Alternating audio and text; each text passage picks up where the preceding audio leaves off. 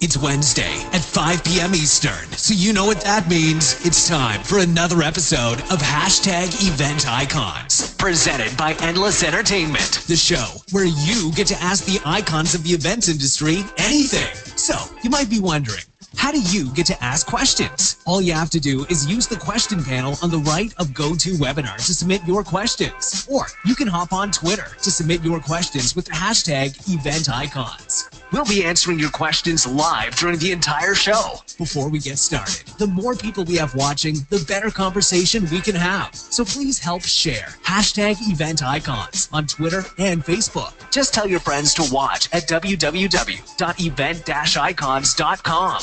Now, without any further delay, this is Event Icons with your hosts, Will Curran of Endless Entertainment and Laura Lopez of Social Tables. Oh, yeah. We're back. Another edition of Event Icons. We are here, and I am joined by the lovely Laura Lopez of Social Tables. Laura, how are you today? Oh, fine. How are you? I'm doing fantastic. I'm excited to have you here. Yeah, thanks for having me. And I am super excited about this week's episode because we have Trevor Campbell of Uber. So welcome to the show, Trevor. Woo, Trevor! Being here. So Will, you have actually worked with Trevor. Yes. On an event, right? Yep, absolutely. Yeah, actually, know Trevor pretty well. We go way back through all the events that we've worked together on, and Trevor is absolutely amazing. He is one of the most visionary event planners I've ever met, who knows exactly what he wants to do and what it looks like. And for those who don't know, Trevor actually works for Uber and does all of their marketing activations and all their ride lounges for all their big events. And you might be really curious. Uber does events, right? And people might be really confused by that a little bit. But we're going to jump into that a little bit later and talk a little bit how Uber uses events. But I'm really excited to have Trevor here because he is an awesome guy, amazing event professional, and we're just excited to have you here today, Trevor. Super stoked to be here. Thanks for having me on. You're welcome. You're welcome. So I think everyone's kind of curious, and I know you have an awesome background in events, working for a couple big brands. Do you want to tell everyone a little bit about what got you into the events industry and what kind of got you to where you are today? Yeah, no crazy story. Back in the college days when I was first starting out, fresh out of high school, probably a freshman in college, I started working for Red Bull, doing kind of like the grunt work of their events. Started out, like setting up different tents, different things like that at some of the bigger events they had. Then eventually worked, my way up through different spots as far as like doing large scale events, working at big capacity, doing like Winter X Games, Summer X Games, a lot of like local events in the Denver market. And then also doing a lot of collegiate activations as well, tapping into that society and that type of demographic as we move forward from there. Then my old boss, that was my boss at Red Bull, went over to Oakley, and I became the field marketing rep for the desert region, which covered Arizona, Vegas, Inland Empire, Southern Cal, and also New Mexico. And was able to kind of effectively grow that market as well with our brand and by partnering with third-party partners, and then influencers that are around each region, and then also doing large-scale events for them as well, like the Olympics, and kind of working on those different aspects as too. And then that obviously brought me to where I am now with Uber.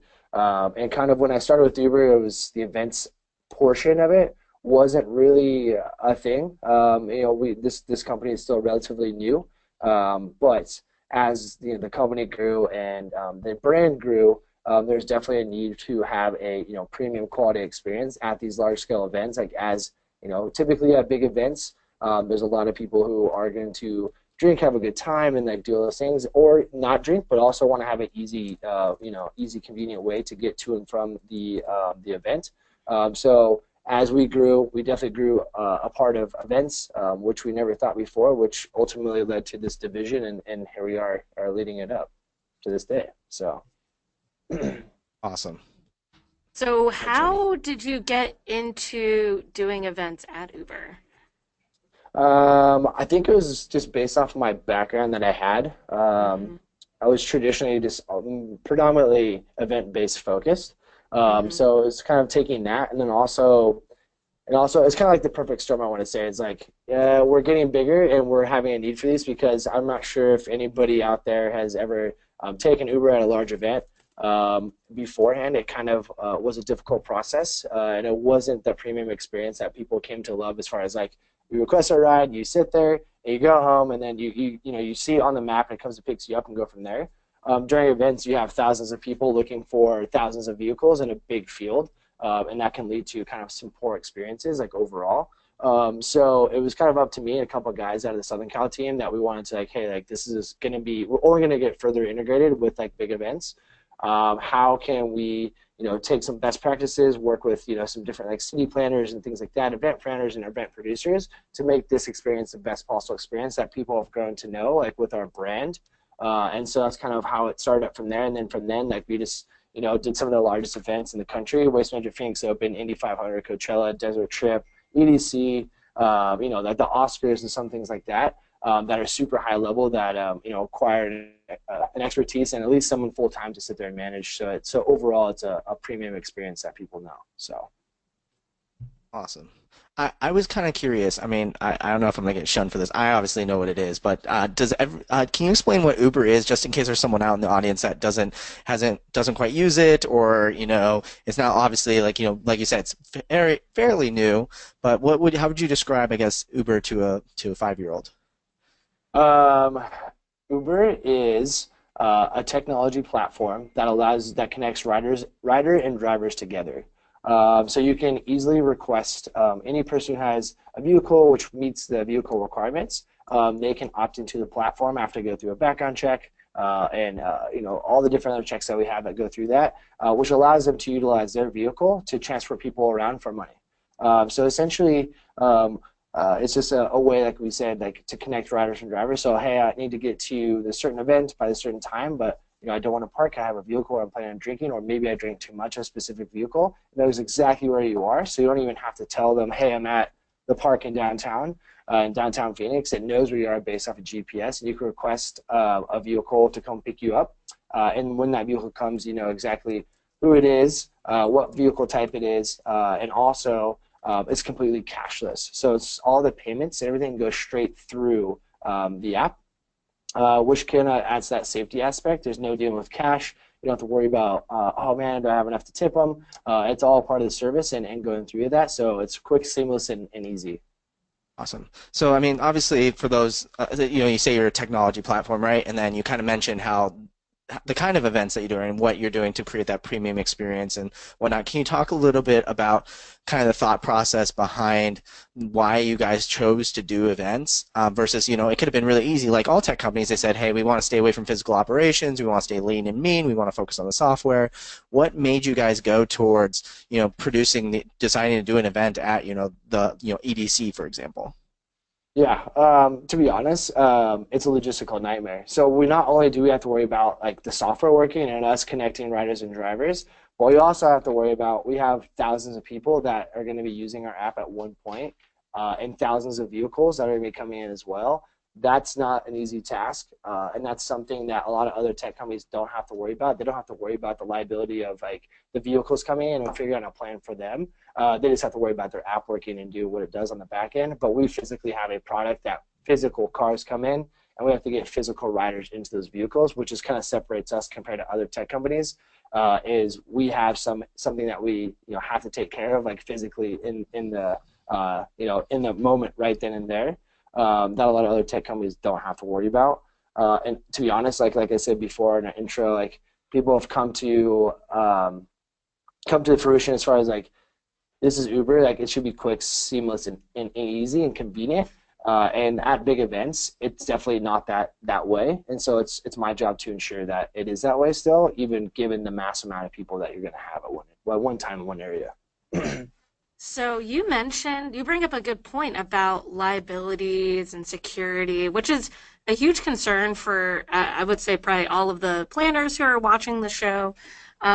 So what are some of the basic liabilities that you do have to be really, really mindful of when you have some sort of brand activation and event that you all are doing? Maybe it's a big festival, for example. Yeah, obviously the safeties of rider and driver is number one priority for us. We want everybody to have a great time at whatever they're doing, at whatever event they're at. But we also want them to get home safe and not have to worry about that ride home that they went there to go attend that event for. So I think rider driver as number one safety is our number one concern. But also at the same time, like it's all about the experience as well.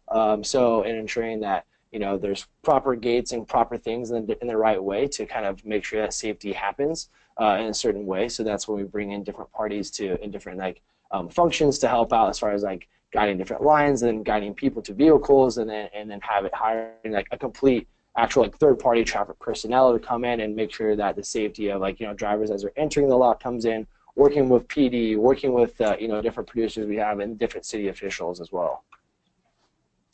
Wow. Okay. That's awesome. That's a lot of things to consider. It's sort of like adding a whole other layer to the planning that I think that a lot of the attendees definitely appreciate it, but probably don't realize the work that goes into getting Uber at a big event or a big festival. So that's really awesome. Yeah. There's a lot of moving parts and a lot of I wouldn't say hoops to go through, but it's definitely some hoops, and working with city officials, getting certain things signed off, working with PD to get certain things signed off, working with the event organizer, like WMO was working with the PGA and also the Thunderbirds. So having that aspect of allowing them to get the sign off and actually like truly trust like what we're going to bring and the safety we're going to provide for the tournament or event definitely comes with a lot of meetings and a lot of meet time with a lot of different people. So. You've talked a little bit about like how you obviously have to do all the logistical side of the event too, and obviously I'm more intimate in with what you guys have done because we've worked together. But you guys also have made a lot of significant changes to both the technology and how the process of Uber works. Can you talk a little bit about if someone, for example, is watching this that plans a massive event and they want to partner with Uber to make it easier and whatnot? What sort of things do you guys do on your end to make it run smoother? It's not just as simple as saying Uber's here and put a sign, right? It's a little bit more complicated than that, right? Yeah, absolutely. So there's a couple of different things. We have a new technology that just came out called, doesn't really technically have a name, but instead of dispatching like the normal way that traditionally you have, where you have a vehicle, dispatched to you, you know who's driving it, and you know the vehicle that's coming to you. This route that we did at WMO and also happened at Super Bowl 51 this year is where the rider gets a PIN number, and that PIN number is unique to that rider itself. It's a 6-digit PIN number. And what happens is they go out they go through the rider lounge, get their PIN number, and then they go out to like a big field. For example, with WMO, Waste Management Phoenix Open, we had a big soccer field, and we had all the vehicles split up by product. So if you're looking for UberX, which is our economy vehicle, probably the most popular, seats up to 4 people, they're going to be in one section, and then we have Uber XL, which is our economy but seats 6 people. They're going to be in one section, and then we have our premium products, which is SUV Black Car, which are a little bit more premium products, a little higher price. We have those in a separate area as well. And what happens this year is, compared to last year and other big events, is you are not tied to a vehicle. You are tied to your PIN number, and you walk up to any vehicle that you request. So say you have 4 friends, you're trying to get an UberX home, you go to any UberX who's seen that vehicle, give your driver your PIN code, and that's how you get in and go out that way, and then it matches you up inside the app with that PIN code that's unique to you. Versus how Uber operates every other time besides big events, is you have Susie coming in a Prius, and you know exactly when they're going to be here and when it's going to happen. But at big events, we found out that obviously that's not the most efficient way to do that, because you have 3,000 people requesting at one time, and you have about 3,000 or 4,000 vehicles out in on the way or either in a field, and you're trying to find your Toyota Camry or whatever car you're getting into out of a sea of 50 Toyota Camry. So it makes it extremely challenging and not very efficient. And overall, rider-driver experience was pretty frustrating, to say the least. Interesting. I like how you guys again use technology to further simplify and speed up the process. Again, you didn't just say, "Hey, we're gonna let it be the way it is." Awesome. Laura, do you have any questions on your end? Yeah. Well, a follow-up to that that's sort of related is that's sort of like the user experience for somebody who's at a festival, at a big event. That's what they can expect. Now, if somebody wanted to hire you all to bring you into, maybe handle transportation for an event, how do they go about doing that?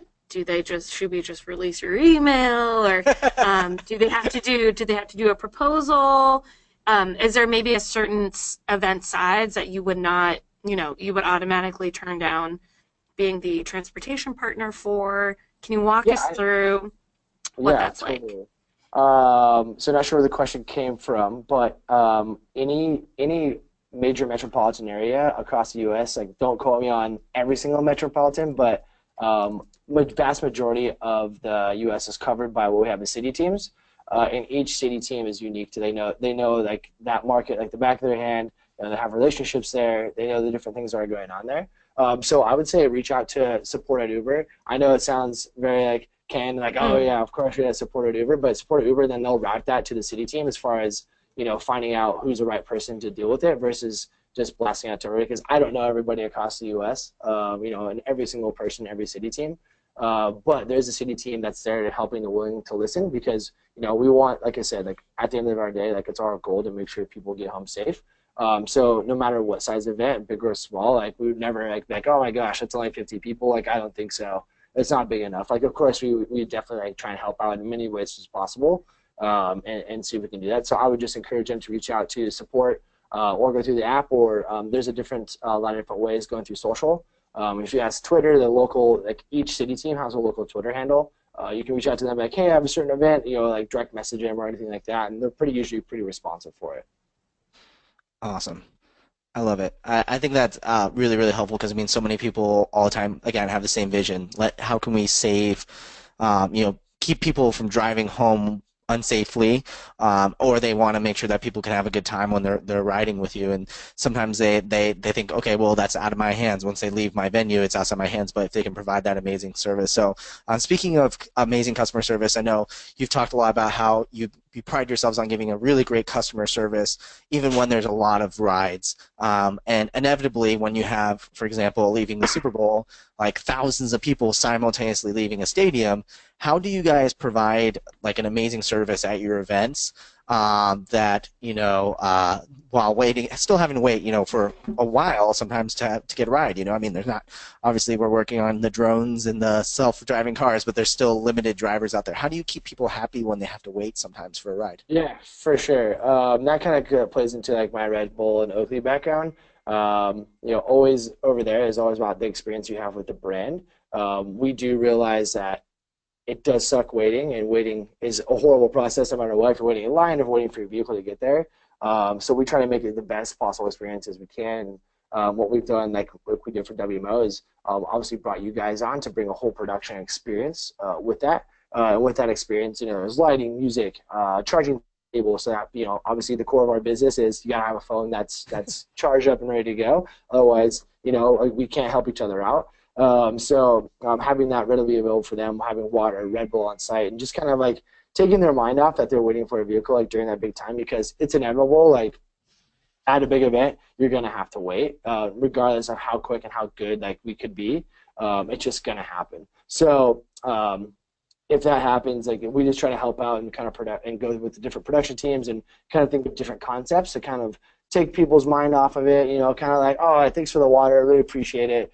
Thanks for the Red Bull, or this music's awesome, or, there's awesome visuals in here to kind of make that experience go above and beyond. So people are like, you know what, I had to wait a little bit, but it wasn't that bad. There was awesome music, we had water, we charged up our phones, we're good to go for out later tonight. I don't have to worry about going home and charging it real quick, and got to, meet a lot of cool people along the way as well. And with that, with obviously like the experience that we bring in, like the lighting and the music, we have an awesome staff that's there to help out with any questions you might have, or maybe your app's not working. We have several brand ambassadors that are scattered throughout, like the rider lounge area or the pickup zone, to help out with any issues that may happen as well. I'm curious too. I'm stealing all the thunder from Laura, I think. So a lot of times people are, unfamiliar with Uber. So for example, like Waste Management Open, you guys were the official rideshare partner. So you basically, the options were taxi or Uber. Do you ever find people wander into your tent and they have no idea what an Uber is, and you have to, you have to explain to them what an Uber is? How common is that? Do you recommend that you have someone there to explain what this looks like, or do you just say, hey, like if you don't want to use this app, just go the other way? Like, what are your kind of thoughts on someone who might not be, just a natural Uber rider or a regular Uber rider? Yeah, traditionally, like, if like for WMO, it was a bit of a walk to get up to like where the pickup zone was. So like, if you were gonna go get an Uber, like you knew what you were doing and what it was. But there are friends that come up with the groups that don't know what they like, don't know about it, or haven't downloaded the app. And so obviously we always want to encourage them because we definitely take pride in our product and our brand. And later, if they not, if their friends or whoever doesn't know about it, it's not taking it now. We want them to potentially like just learn about it and get the correct facts from our staff, and also potentially use it later, like in a different city if they're traveling, or maybe if they want to go use it at a concert, they just didn't realize it. They have the opportunity, and then obviously if it's their first ride, we typically we cover that for them as well. So it's just a cool little spot that maybe they just didn't know about it, and now they do. Like, oh my gosh, like why didn't I know about this now? And now they do. So then they'll use it later, and then obviously like get in the habit of using it at big moments when they don't want to drive or they had too much to drink and all that stuff too. So Awesome. I love it. So aside from that customer experience of, maybe somebody's had too much drink, they can't drive, what other, I guess, oh, I'm sorry, wait, I just lost. Okay. I guess what other, issues at events? I mean, obviously, besides the transportation piece, what else is Uber doing to like solve another issue that a planner is going to run into at their event? So, kind of besides the pin situation. So you're going to have a lot of cars on one space. Is there another maybe common event setback that you see Uber is solving? yeah, I mean with WMO alone, like some of the property they have around that area, they sold off and they're going to develop it. So again, like just a big picture, like all the time, like event spaces and event spots are losing ground and losing space, which would typically be permit parking or different things like where parking are sitting there stagnant. One thing that Uber can offer is they're continuously moving. Like we're always dynamic. We're not just having cars sit there. So literally, we're taking less space. As say like if we give 500 permit cars, they're just sitting there, and then one car gets in and go. When we're moving thousands of people, and we're taking up almost like no space. Like sure in the beginning, like before a big rush of people come, like we'll have cars there, but after that it's continuously just like a cog, and like people are just getting in cars and going out and going on their way. So I think one thing that we can offer is if you have limited space, we have a solution for you to still get a massive amount of attendees that you need to your event without taking up that much real estate, so you can continue to either build your venue out more or your event out more. Or if you do run into problems where you're selling off land, like we have a solution for you. Like we have millions of drivers across the U.S. that can come in and help out and kind of help out alleviate that problem and get people there to and from safely. I love that. I mean, yeah, because parking is limited space, and as these events get bigger and bigger and bigger, they're just going to continually run out of more parking space. I give everyone context. How many people are taking rides at these various events, like EDC, Waste Management Open, that sort of stuff? I mean, not that giving specific numbers. I think through this isn't like a trips. This is just the amount of people that came through for WMO. And I keep bringing WMO because it literally just happened like 2 weeks ago, so it's fresh on my mind. I think we saw roughly around like 40K come through just the Rider Lounge alone. Yeah, so a big venue with that, and like I said, like these are just like rough numbers over the top of my head, like, and we don't know. That was just counting. We don't know how many trips came through there, but we know for sure we had about 40K come through there, like just like hanging out, doing what they need to do. ADC is probably a little bit less than that, but roughly somewhere. I mean, we're seeing massive amount of people coming through, and it's obviously our goal to manage that and hopefully get them home and hopefully have that positive experience and get them home safe. So. And to that point, since you all obviously, you have the app and you're tracking those numbers, how does Uber use data and analytics to really improve the transportation experience at events for both your attendees, and then, I mean, I guess like really preparing, getting drivers out there. So say for example, there's an event and it's gonna, potentially have 200,000 people. How do you source all the drivers to get them there? How do you use analytics to really kind of manage that customer experience? Yeah, I think the best thing is it's not necessarily like the raw numbers that we're like, oh, like we know, like obviously we know a lot of people are going to take the product from certain events, but for us, it's about seeing like the peaks and balances of like when it goes up and down. So we know like, oh my gosh, like last year at WMO in 2015, we saw at 5 p.m. we had the biggest spike. So maybe we should plan to like, hey, we need this X amount of driver at this point, but also to help with the overall experience. That helps us plan with city planners and also PED to let them know, like, hey, like during this time, we saw X amount of people coming through here. This would be a great opportunity for maybe to put extra support on, like, getting traffic in and getting traffic out, because this is where we're going to get hammered the most. And kind of letting, like, letting WMO know, like, hey, here's kind of like the trends that we're seeing with the tournament. X amount of people left at, this time, and this was like the peak hour of when people got crazy. And the attendance got crazy when they left the tournament, so they can help better their tournament and plan for that. So ultimately, it's all of us working together to try and help and like create better support where you're going to need it. Because like I said before, when you have massive amount of people together at one time, no matter what you do, it's still going to be nuts at certain points. But it's just all of us like trying to help out with that, and really helps like the plan and kind of make each year better and better. So we got a question from Twitter, actually. I think everyone is curious. What is WMO? Oh, that's Waste Management Phoenix Open. Sorry, you guys ever seen Happy Gilmore before? I'm sure, hopefully everybody knows that. Yes. So essentially, it's the Happy Gilmore of golf.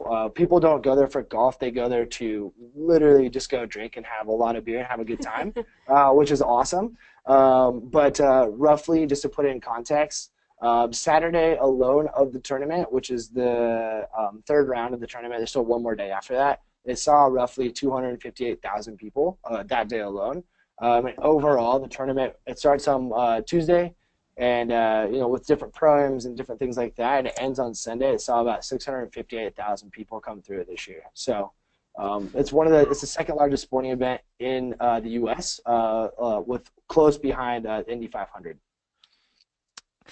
Wow. Yeah. Fun fact. Wait, it's the second largest sporting event? That's crazy. That's like behind the Super Bowl, behind like the March Madness final game. I mean, that doesn't even come close to like what it is. Super Bowl doesn't even come close to like the amount of audience that we have coming through like that. Yeah, the only one that's bigger is Indy 500, but it's not by much. And I guarantee WMO in the next 2 years will beat that record. And how do you get to enter as like somebody who just wants to go drink and, play some golf? Laura's planning her weekend plans. When is it again? Let me mark my calendar. Well, you probably definitely couldn't play golf because it's a part of the FedEx Tour Cup. So, okay. but general admission, I mean, you just get general admission tickets, and to be honest, they're really cheap, like $15. That you can go in there, and it's a golf course, so there's a lot of room for just to pack more people in there. So like the best thing about it is that they can keep getting more people, and there's really no limit on a golf course, like a capacity limit, so it can consistently get bigger, which is kind of cool, but also very scary at the same time. People just wandering the golf course. Yeah, I mean, lost. Yeah, it's a tournament in Arizona, so during January, it's like the last week of January, and it buds up to Super Bowl Sunday is the last day of the round. So it's nice weather. People are outside, like walking around outside, so it's gorgeous weather, and it's also that. And then they also have another part of the tournament on Wednesday night, Thursday night, Friday night, and Saturday night. It's called the Bird's Nest, and what it is they bring in like a big artist, like Blink-182 was here this year, Cascade was here this year, Flo Rida, Jake Owen, and Toby Keith. Those are the big acts they had out there. So that's a concert series. So you have everybody at parties during the day, and then after that there's about a 3-hour break, and then the concert starts after that.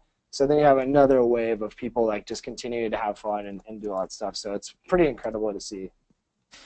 Awesome. I absolutely love the event too. So if you're out there and you want to see a really unique event, definitely go check out the Waste Management Open. It's pretty easy to get into too, and there's some craziness. Event planners would love it from just the logistics behind it all.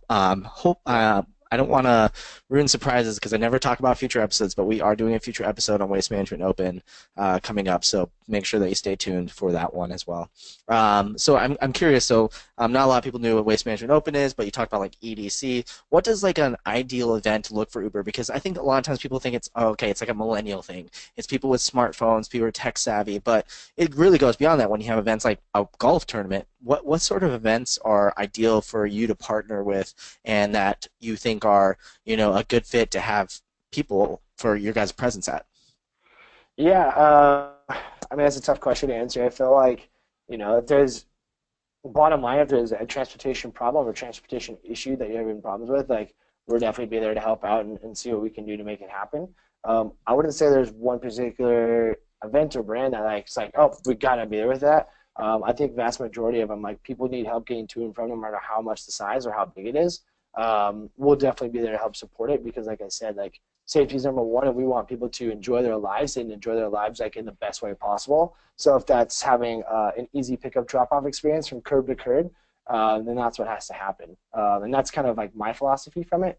So there's not really one like I said before, like, oh, it's not big enough, I can't, we're not gonna entertain it. Like, to me, that's silly. Like, it doesn't matter at all. I feel like no matter what, like, if there's an issue or you're seeing issues or you don't want it to become an issue, like transportation, then definitely work with the city team or work with different areas they have, because there's a lot of resources that, like, city planners, city PD, and city other people don't realize that we can help them with. So I wish more would honestly, like, reach out so we can, try and help out as much and facilitate as much as possible. So I guess in short answer, there's really not one that like is like, oh, we have to be there, or we're not going to be there. I'd entertain them all. Do you find that you guys, going back to Laura's question about data analytics, are you guys looking and watching, because you guys have live availability to see, for example, maybe if you want to explain like how surging works to everyone, since not a lot of people know how the surge portion works, but, you guys see when there's a huge need in an area, and if you see it year after year after year, are you then saying, okay, we need to figure out a way to optimize this, let's have an event there? And is it tied into kind of that same idea of surging at all? Yeah, so we'll tackle surging first. So surge is now eliminated. There's no surge anymore. We have upfront pricing. So what happens is you have to type in your destination first. And once you type in a destination, as far as like where you're at, where you're going to go, it gives you a price, and you either agree to that price or not. And that price is depicted on the availability of supply versus demand. So when the bars get out at, say, 2 in the morning, or in a specific event gets out at 2 in the morning, people are always talking about how the prices may be a little bit higher, and that's dictated based off an algorithm that's created as far as like it kind of rates like how much demand, how many people are opening the app looking for a ride versus how much supply is in the area, and supply being the driver partners. So what happens is other driver partners see like, hey, there's a big peak in demand, and that's kind of like a part of the business model to drive more vehicles that way. But it's also at the same time like maybe you're leaving the event, but you're kind of hungry, and you look at like, oh man, like everybody's requesting right now, like I don't feel comfortable paying that price at the moment. Let's go get some food real fast, or like let's go get some water. And then as like demand starts to peak, like to die down, then you're like, all right, cool, like I feel good about that. It's based off an algorithm. Like, it's never us like price gouging, like, oh, it's 5 o'clock at the open, at Phoenix Open, it's time to jack it up. It's not how it works. It's just based off a simple supply and demand algorithm. And secondly, to go along with that, like, yeah, we will use some like data points to like kind of like go with the city, but ultimately, like, each group, and whatever it's producer, event, or city group, or city PD, like, they have to tentatively like want to work with us as well. We can't just go like, hey, here's your guys' problem, like we can see it right here, but you're not doing anything about it. It's not typically our style. Like, we'll go and like talk to them and see what that happens, and if it works out, it works out. But yeah, we are constantly monitoring and going forward with different groups and different city officials. But as you know, like the public sector, it takes a little bit larger, and there's a lot more cross and balances they get to go through, so it's a little bit more challenging. But it's always cool to work with those teams and see what happens. So. And so how exactly do you work with your driver partners? Like, how do you increase the supply of drivers when, even though you are working with the city PD and the city planners to let them know, hey, we're going to be doing this huge event, it should draw up upwards of 200,000 people. How do you kind of prepare the supply of drivers that you all work with in that city to make sure that, hey, this is a day that you're going to want to be on the roads, you're going to make great money, you're going to be busy? How do you do that? Yeah, I think it just goes back to just communicating it. A lot of driver partners, they're part time. They don't like this is what they do on the side, just like maybe like save for that extra vacation they want to go to, or maybe they want to get something else or do something, or maybe it's personally like to go do it on the weekends. Um, so it's kind of like over communicating and let them knowing that there is an event there. 'Cause a lot of Mm-hmm. people, like I don't know about a lot of events that are going on, so it's always nice to have that. But it's also making them feel comfortable about going to that event. Because to be honest, like going to big events, if you've never been there before and you're driving and picking up people, it's a bit intimidating. So letting them know that we have their back and making sure like, hey, like we have all this stuff set up for you. Here's all the ins, here's all the like the do's, the don'ts, and what not to do and what to look out for. That's always beneficial to it, and that's kind of what we go on there. And we kind of just highlight like, hey, this is a great time and a great place for you to make some good cash. So come up here, and here's the best way to do it. And here's how to come back after you've already dropped somebody off and come back in again. It's really simple. So that's kind of what we do with that, and just kind of create awareness surrounding it.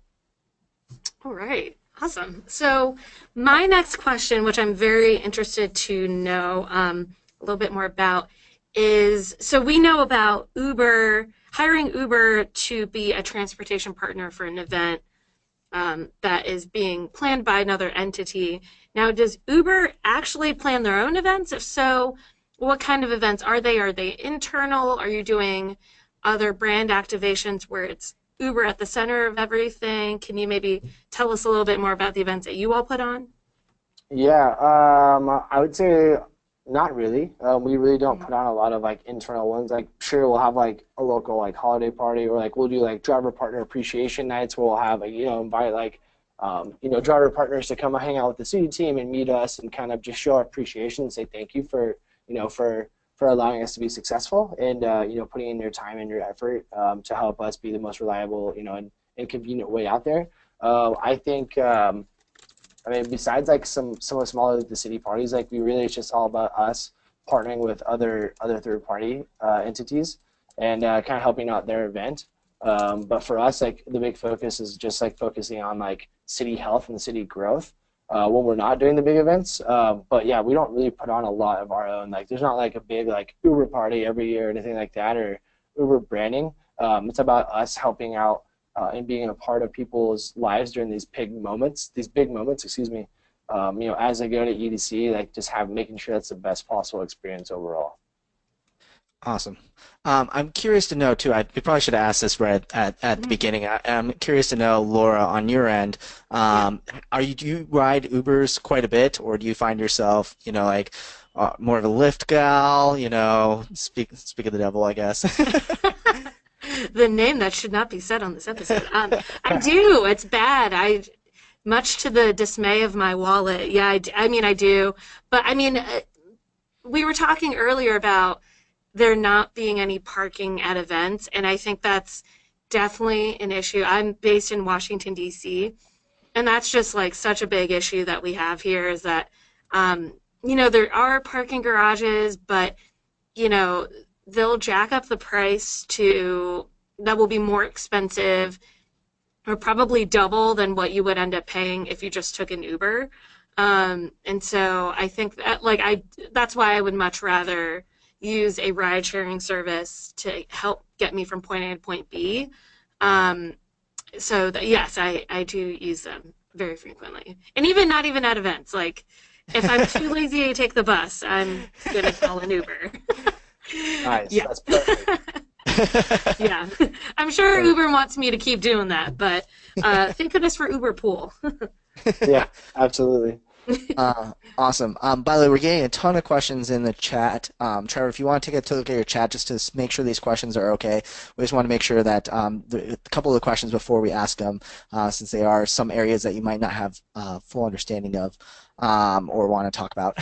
So I think the question that I had for you next is what do you think your biggest challenge of planning events at Uber is? What do you find that is a challenge that you usually run into? What was the question again? I'm sorry. What was Oh. the biggest challenge? Yeah, I was making him read the question in the chat while I was asking you. And yeah, just let me know in the chat if that one's okay. But what's your biggest challenge as an event professional or as an event planner? Um, I would say getting enough space. A lot of people, a lot of event organizers and things like that. Um, I want to say they underestimate, even like we underestimate, but like having Uber be at events is a big logistical, like it's a big logistical plan.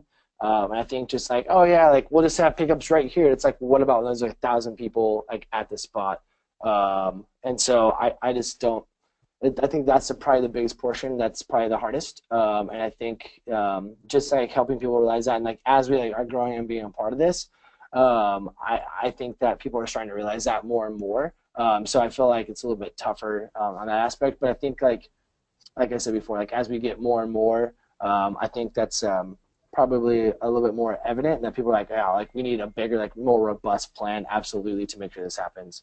Yeah, I think like that was one thing that when we first started working together, I didn't really think about was just the fact that you need all the room for all the cars to wait, so you can give a full amazing experience and get those cars in really quick. So then when there's a huge audience coming in really fast, you're ready to rock for sure. So Yeah. I definitely think that's very very crucial for sure.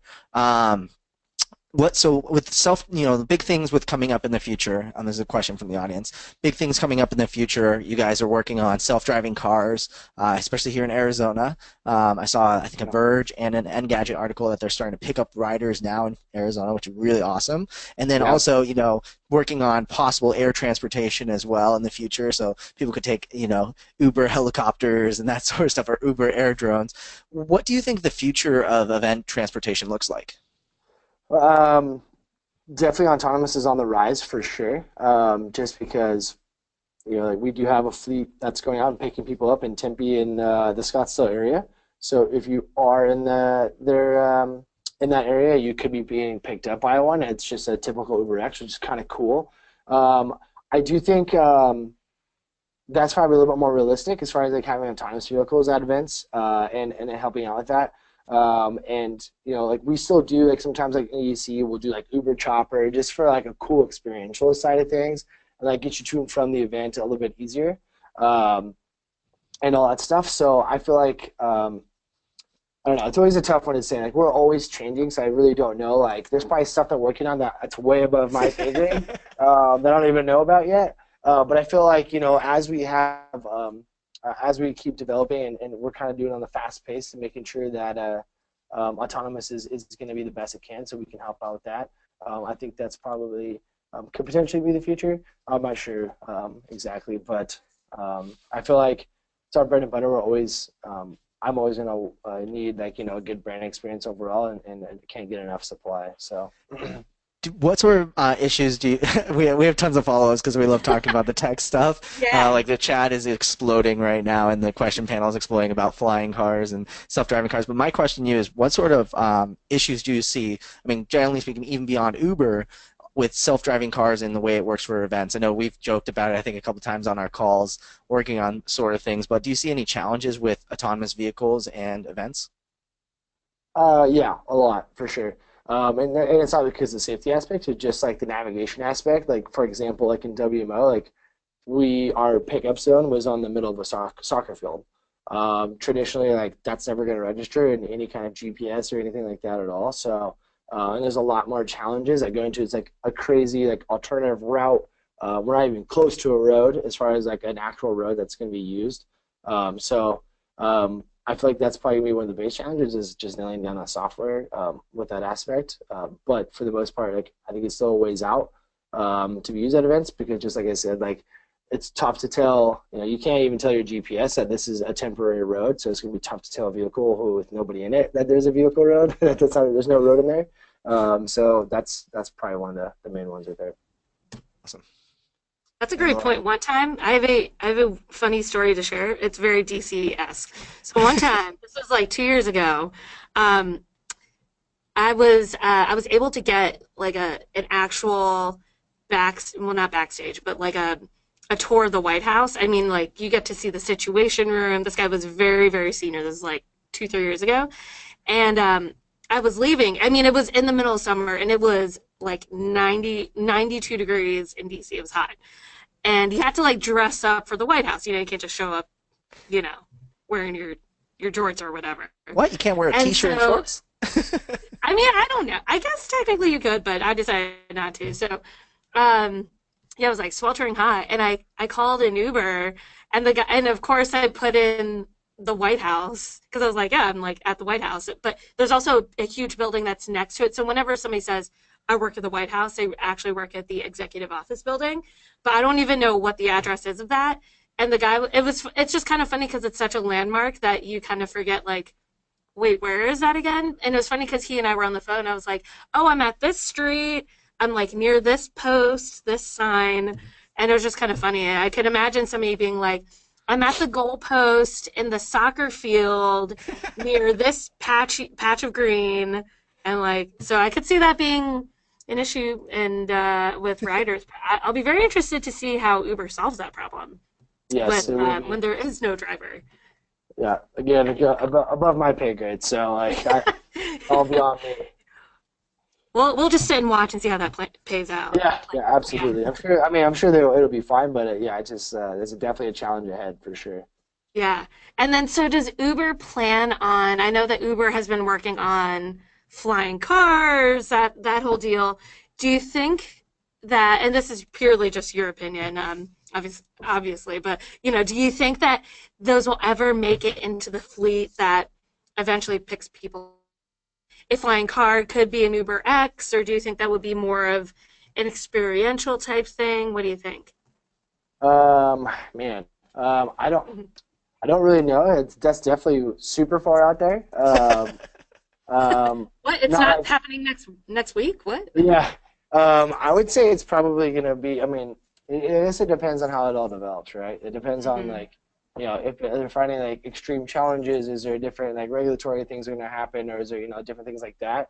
I think that's going to be like kind of like the deciding factor. Like, is it worth it to do this? Eventually, maybe in like 2060, I don't know.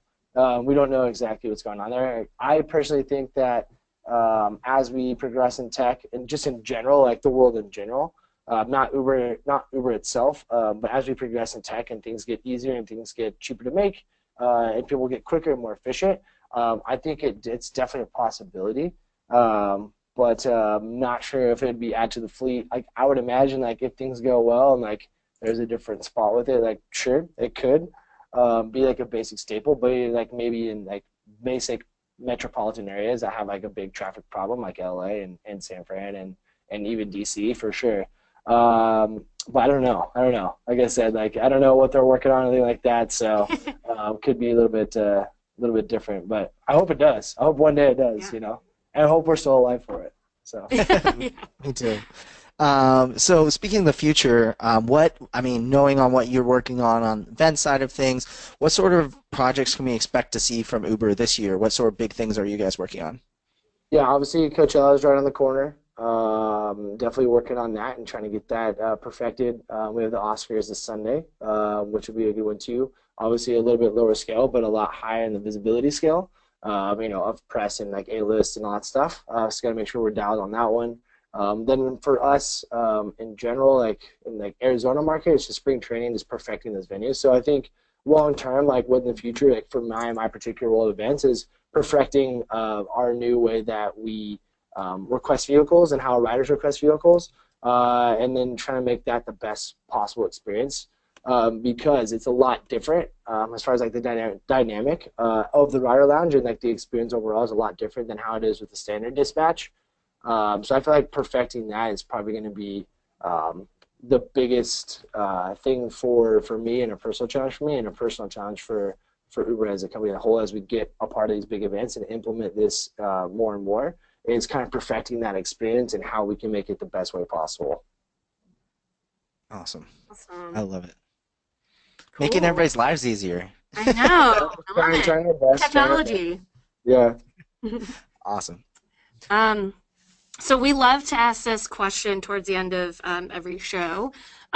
So if you could pick just one what would be your one tip you have for event planners? It could be anything.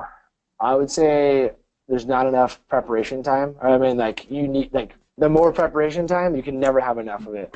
I think preparation for an event, like looking at every single possible angle, is crucial to the success of the event.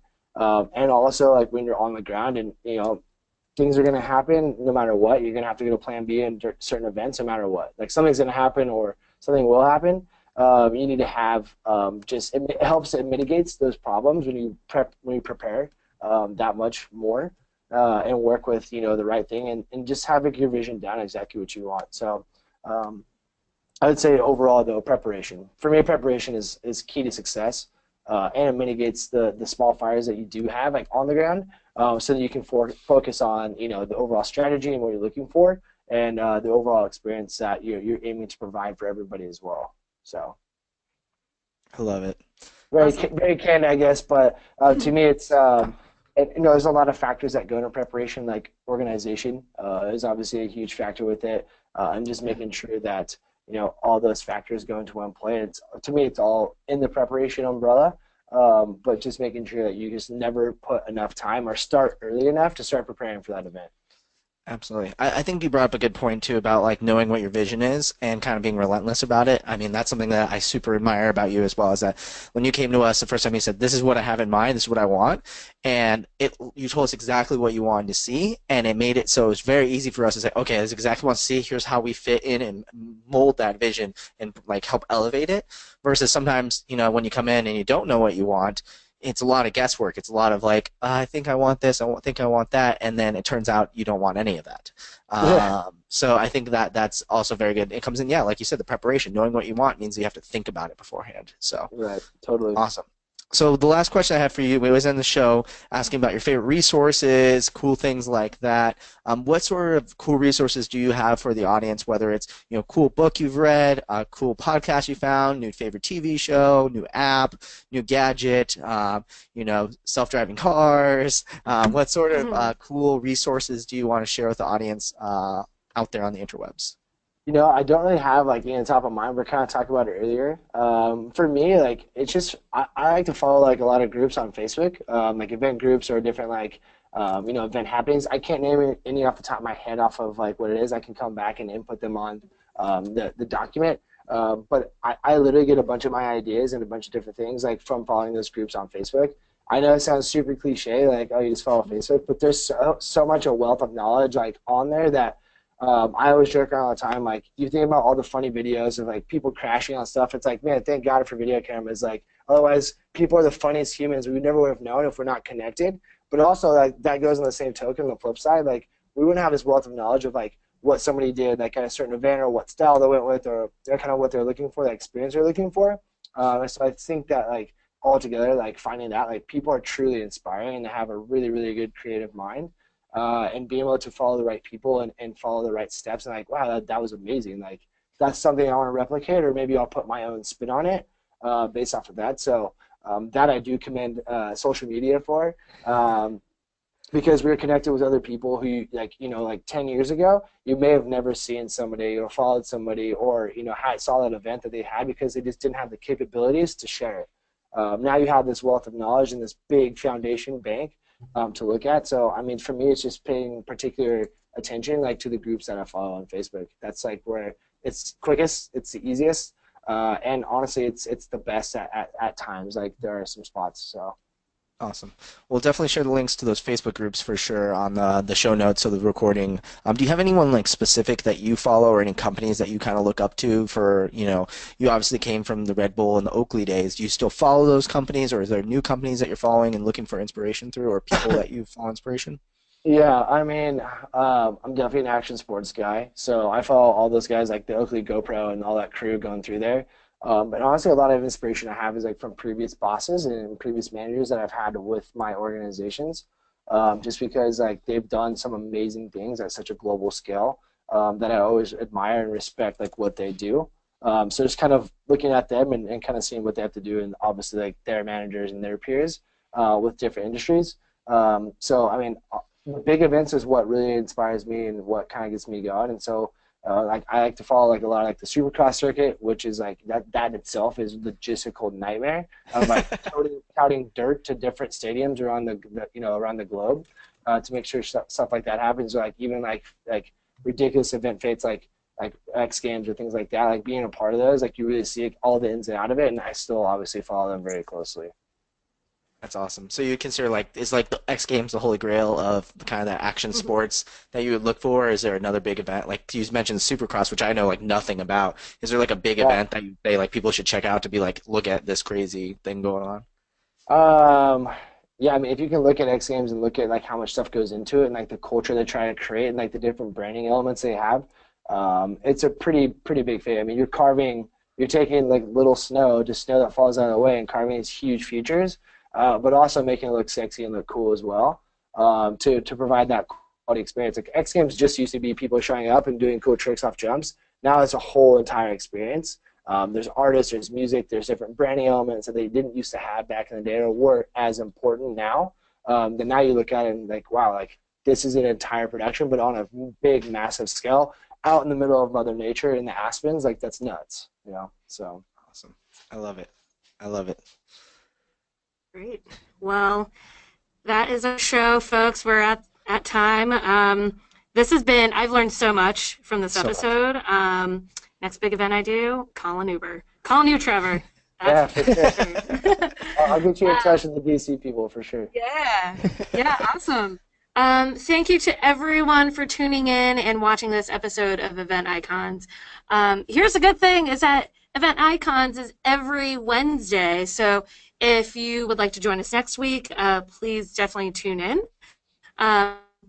Or if there's somebody that you want to see us interview, an icon from the events industry, please feel free to tweet Will. He's at It's Will Curran, or you can tweet me.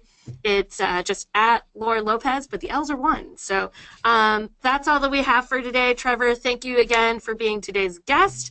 This was fantastic. And we will all see you next Wednesday. Sounds good, guys. Thank you so much. I appreciate it. Thank you.